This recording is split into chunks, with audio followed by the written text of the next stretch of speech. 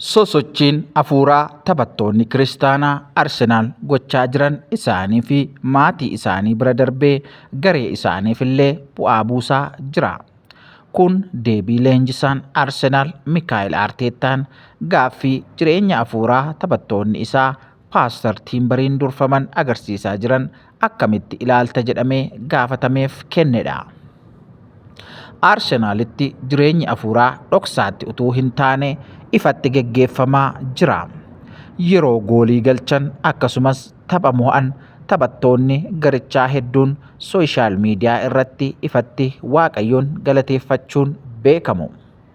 Taphattoonni kunniinis kilabicha keessaa bakka itti kadhatan akka qabantu odeeffama. Tapha dura yeroo hundaa ni kadhatu, Waaqayyoon waammatu, waa'ee tapha isaaniis Waaqayyoon sirriitti kadhatanii achii as ba'u. Gurmuun taphattoota ijoollee wangeelaa jedhamuun beekaman eenyu fa'i? Gabriel Magalhaalish, Gabriel Jesus, Gabriel Martinel, Piero Hincapié, Christian Mascora, Bukayo Saka, Eberechi Eze, Noni Madueke, Martin Odegaard fi Junior Timberiidha. Miidiyaan Ingiliz gurguddoon kanneen akka kiristaanummaan akkamitti imala kilabichaa turtii waggoota 12 booda gara waancaatti gochaa jiru irratti akka gargaaranii jiru walharkaa fuudhanii gabaasaa jiru. Kun mootummaa Waaqayyoof milkaa'ina guddaadha. Kilabiin kamiyyuu deggari, garuu maqaa Waaqayyoo waltajjii guddicha addunyaa irratti yeroo ol kaafamee leellifamu arguu barbaadda taanaan carraan tokko ati qabdu yoo kilabni kun milkaa'edha. Isaan haa gargaaru. Dhugaadhumatti kun milkaa'ina guddaadha.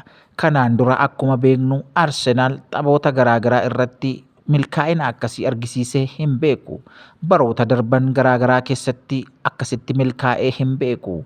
Barana garuu milkaa'ina addaatiin adeemaa jira. Tapha Piriimiyer Liigii akkasumallee Chaampiyeens Liigii irratti milkaa'ina guddaatu isa hordofee jira. Egaan kun immoo akkuma jedhame ijoolleen as keessa jiran baay'een isaanii garee wangeelaa Waaqayyoon kadhatanidha. Kanaafiyyuu akkasitti itti fufanii yennaan kana caalaatti akka milkaa'antu dubbatama.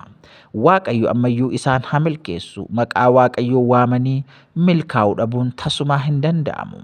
Waaqayyoon waammatanii ni milkaa'u. Gara isa caalutti darbu. Kanaaf immoo Arsenaal irratti argaa jirra. Waaqayyo ammayyuu isaan haa milkeessu.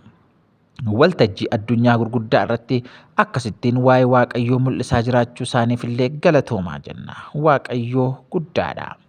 Waaqayyo bara baraan isaan haa milkeessu jenna. Kun miidiyaa keessan Gonfoo Miidiyaadha.